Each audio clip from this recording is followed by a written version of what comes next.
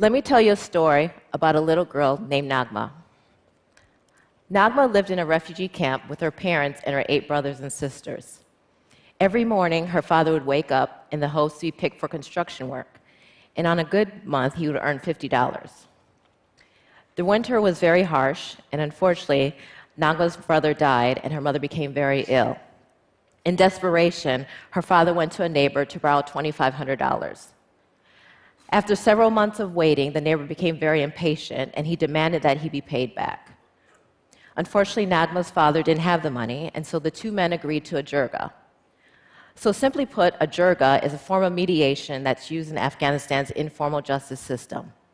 It's usually presided over by religious leaders and village elders, and jirgas are often used in rural countries like Afghanistan, where there's deep-seated resentment against the formal system. At the jirga, the men sat together, and they decided that the best way to satisfy the debt would be if Nagma married the neighbor's 21-year-old son. She was 6. Now, stories like Nagma, unfortunately, are all too common. And from the comforts of our home, we may look at these stories as another crushing blow to women's rights. And if you watch Afghanistan on the news, you may have this view that it's a failed state. However, Afghanistan does have a legal system. And while jirgas are built on long-standing tribal customs, even in jirgas, laws are supposed to be followed. And it goes without saying that giving a child to satisfy a debt is not only grossly immoral, it's illegal. In 2008, I went to Afghanistan for a justice-funded program. And I went there originally on this 9-month program to train Afghan lawyers. In that 9 months, I went around the country and I talked to hundreds of people that were locked up, and I talked to many businesses that were also operating in Afghanistan. And within these conversations, I started hearing the connections between the businesses and the people, and how laws that were meant to protect them were being underused, while gross and illegal punitive measures were overused. And so this put me on a quest for justness. And what justness means to me, it's using laws for their intended purpose, which is to protect. The role of laws is to protect. So as a result, I decided to open up a private practice, and I became the first foreigner to litigate in Afghan courts. Throughout this time, I also studied many laws, I talked to many people, I read up on many cases, and I found that the lack of justness is not just a problem in Afghanistan, but it's a global problem. And while I originally shied away from representing human rights cases because I was really concerned about how it would affect me both professionally and personally, I decided that the need for justice was so great that I couldn't continue to ignore it. And so I started representing people like Nagma pro bono also. Now, since I've been in Afghanistan and since I've been an attorney for over 10 years, I've represented from CEOs to Fortune 500 companies to ambassadors to little girls like Nagma, and with much success. And the reason for my success is very simple. I work the system from the inside out and use the laws in the ways that they're intended to be used. I find that achieving justice in places like Afghanistan is difficult, and there's 3 reasons. The first reason is that, simply put, people are very uneducated as to what their legal rights were, and I find that this is a global problem. The second issue is that even with laws on the books, it's often superseded or ignored by tribal customs, like in the first jirga that sold Nagma off. And the third problem with achieving justice is that even with good existing laws in the books, there aren't people or lawyers that are willing to fight for those laws. And that's what I do. I use existing laws, often unused laws, and I work those to the benefits of my clients. We all need to create a global culture of human rights and be investors in a global human rights economy. And by working in this mindset, we can significantly improve justice globally. Now let's get back to Nagma. Several people heard about this story, and so they contacted me because they wanted to pay the $2,500 debt. And it's not just that simple. You can't just throw money at this problem and think that it's going to disappear. That's not how it works in Afghanistan. So I told them I'd get involved, but in order to get involved, what needed to happen is a second jirga needed to be called, a jirga of appeals. And so in order for that to happen, we needed to get the village elders together, We need to get the tribal leaders together, the religious leaders. Nagma's father needed to agree, the neighbor needed to agree, and also his son needed to agree. And I thought, if I'm going to get involved in this thing, then they also need to agree that I preside over it. So, after hours of talking and tracking them down, and about 30 cups of tea, they finally agreed that we could sit down for a second jirga. And we did. And what was different about the second jirga is this time we put the law at the center of it. And it was very important for me that they all understood that Nagma had a right to be protected. And at the end of this jirga, it was ordered by the judge that the first decision was erased and that the $2,500 debt was satisfied. And we all signed a written order where all the men acknowledged that what they did was illegal, and if they did it again, that they would go to prison.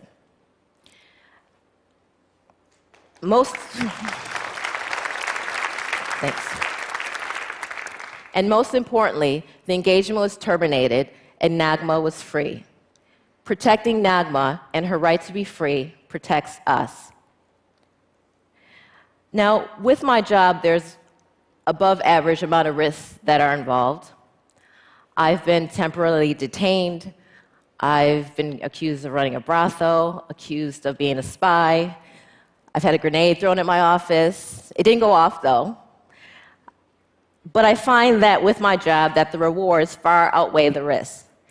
And as many risks as I take, my clients take far greater risks because they have a lot more to lose if their cases go unheard, or worse, if they're penalized for having me as their lawyer. With every case that I take, I realize that as much as I'm standing behind my clients, that they're also standing behind me. And that's what keeps me going. Law as a point of leverage is crucial in protecting all of us.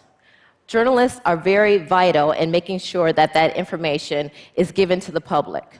Too often we receive information from journalists, but we forget how that information was given. This picture is a picture of the British press corps in Afghanistan. It was taken a couple years ago by my friend David Gill. According to the Committee to Protect Journalists, since 2010, there have been thousands of journalists who've been threatened, injured, killed, detained. Too often, when we get this information, we forget who it affects or how that information is given to us. What many journalists do, both foreign and domestic, is very remarkable, especially in places like Afghanistan. And it's important that we never forget that, because what they're protecting is not only our right to receive that information, but also the freedom of the press, which is vital to a democratic society. Matt Rosenberg is a journalist in Afghanistan. He works for the New York Times, and unfortunately, a few months ago, he wrote an article that displeased people in the government.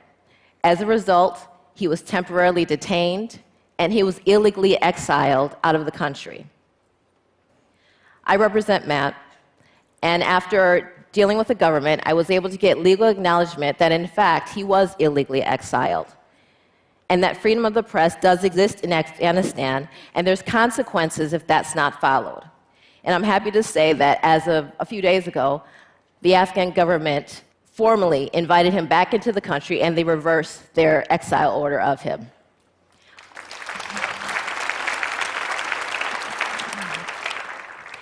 If you censor one journalist, then it intimidates others, and soon nations are silenced. It's important that we protect our journalists and freedom of the press, because that makes governments more accountable to us and more transparent.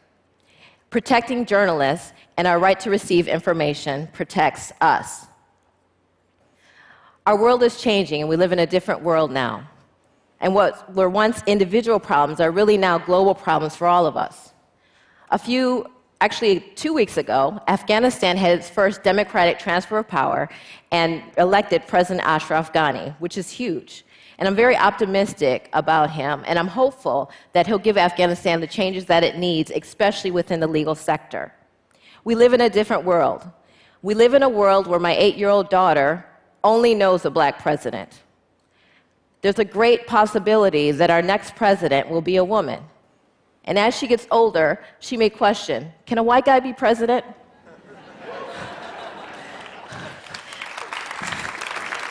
Our world is changing, and we need to change with it. And where once individual problems are problems for all of us.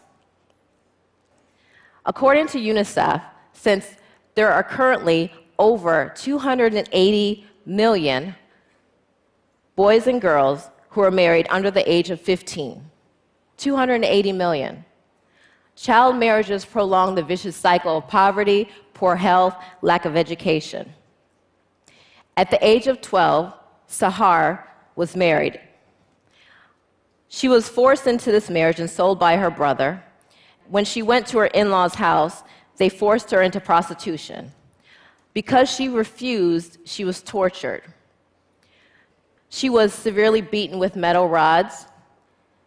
They burned her body. They tied her up in a basement and starved her. They used pliers to take out her fingernails. At one point, she managed to escape from this torture chamber to a neighbor's house. And when she went there, instead of protecting her, they dragged her back to her husband's house, and she was tortured even worse. When I first met Sahar, thankfully, Women for Afghan Women gave her a safe haven to go to. You know, as a lawyer, I try to be very strong for all my clients, because that's very important to me. But seeing her, how broken and very weak as she was very difficult. It took weeks for us to really get to what happened to her when she was in that house. But finally, she started opening up to me.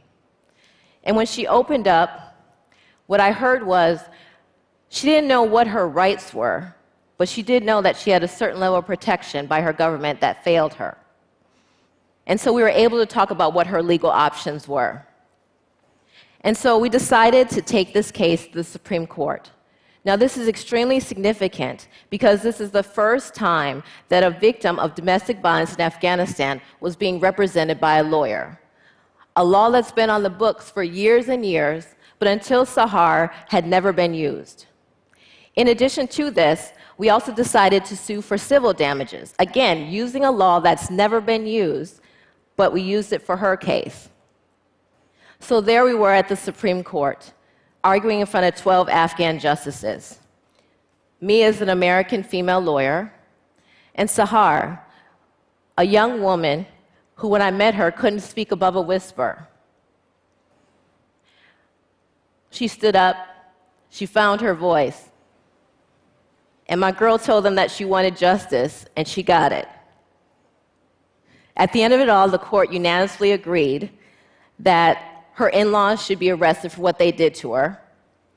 Her fucking brother should also be arrested for selling her.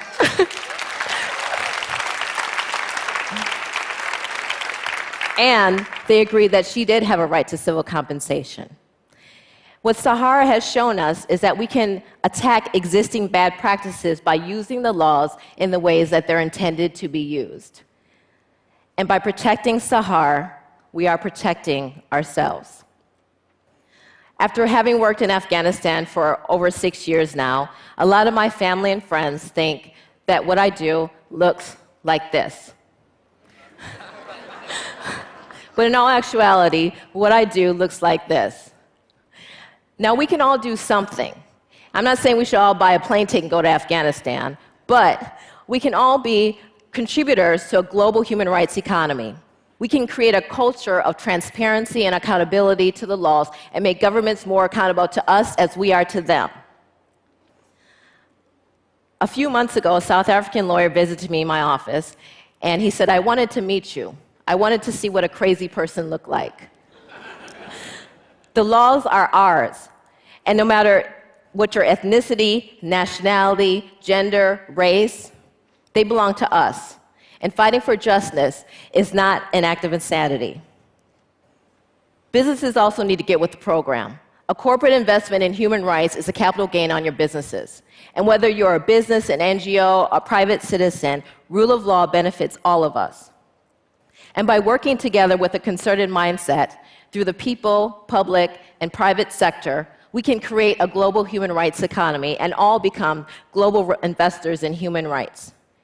And by doing this, We can achieve justness together. Thank you.